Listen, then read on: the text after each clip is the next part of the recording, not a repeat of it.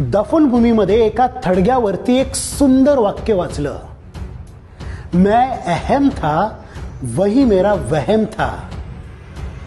फक्त 20 ते 25 दिवस तुम्ही एकांतवासामध्ये जा, लोक तुमचं नाव सुद्धा विसरतील. मनुष्य जीवनभर अशा अहंकारामध्ये जगतो की मी लोकांकरिता किती विशेष आणि महत्वपूर्ण आहे. वास्तविकता मात्र ही आहे की तुम्ही असण्या नसण्याने कुणाला काहीही फरक पडत नाही, कुणाचं काही अडत नाही. हा, थोडीशी गैरसोय होईल, थोडीशी आठवण येईल, पण कुणाचं काही अडणार मात्र नाही. माणसाला आयुष्यभर असं का वाटतं की मी गेल्याने माझ्या कुटुंबाचं, माझ्या समाजाचं, माझ्या बिझनेसचं आणि माझ्या कंपनीचं कितीतरी अडेल. हा फक्त गैरसमज आहे.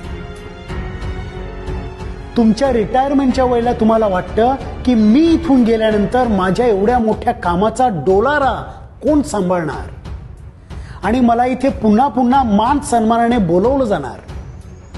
रिटायरमेंटच्या फक्त 20 दिवसानंतर त्या ऑफिसमध्ये या. कुणाकडे 5 मिनिटंही नसतील तुमच्याशी बोलण्यासाठी.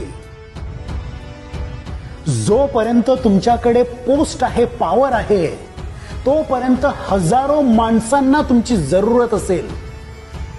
एकदा का तुमची पोस्ट गेली की कदाचित तुम्हाला कोणी ओळखणार सुद्धा नाही. एका शव उचलणाऱ्या माणसाने या कोविड काळामधील त्याचा एक भयंकर अनुभव सांगितला. एका घरामध्ये ते वडिलांचं शव उचलण्यासाठी गेलेले. त्याची 3 मुलं. त्या 3ही मुलांनी सांगितलं की आमची तब्येत बरोबर नाही म्हणून आम्ही मृतदेहाला हात लावू शकत नाही. घरातील सगळ्यांनी मृतदेह उचलण्यासाठी नकार दिला. तेव्हा त्यांनीच कसाबसा मृतदेह उचलला, तो पॅक केला आणि ॲम्ब्युलन्समध्ये ठेवला. तेवढ्यात एक मुलगा समोर आला आणि त्याने सांगितलं की मला वडिलांचं अंतिम दर्शन घ्यायचं आहे. तो मुलगा समोर आला.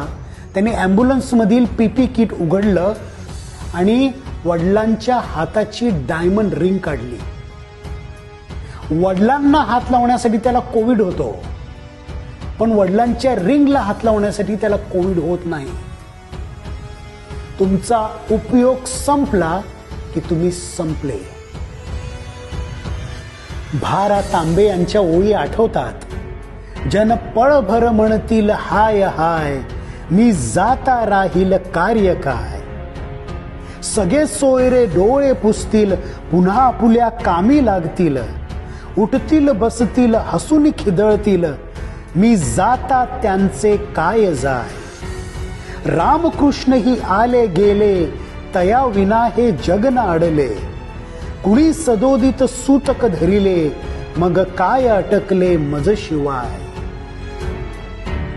एक सुंदर शेर आहे, न रुकी वक्त की गर्दिश, न जमाना बदला, पेड़ सूखा तो परिंदों ने भी ठिकाना बदला.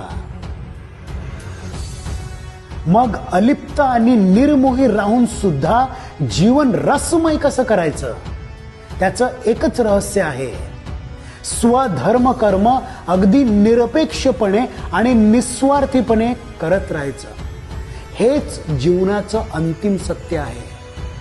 म्हणूनच मैं अहम था वही मेरा वहम था, इस जिंदगी में मुझे समझ में आया हे ईश्वर, ये तेरा ही रहम था.